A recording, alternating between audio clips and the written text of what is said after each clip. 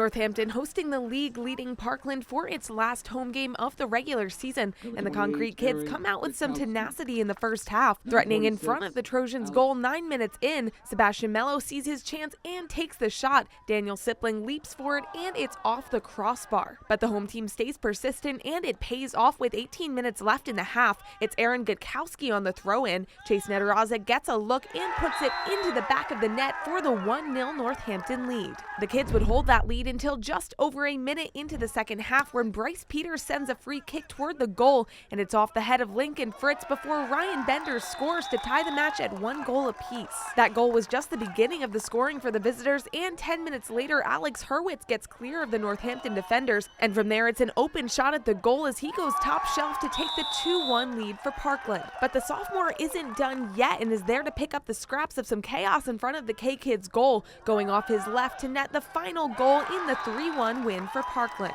We knew once we would get one that they would fall apart, and once we get one, they're all gonna fall. We just needed to put our head down and go to work. Considering the target the Trojans have had on their back all season, the group expects every opponent to bring their A game and attempt to dismantle their undefeated league status. That was the case today with a fiery Northampton team giving it their all in the first half, but after that 1-0 deficit, it's the Trojans' response that they're most proud of. Yeah, we played a lot harder. We started winning 50-50 balls, and I mean, the tide switched once we get our first goal.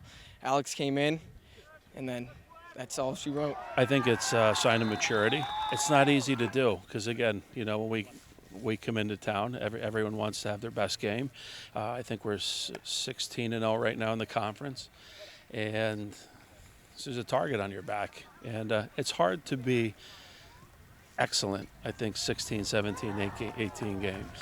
So sometimes you have a flat day, and I'm happy with the response. At Northampton Area High School, I'm Sierra Jones for the Service Electric Network.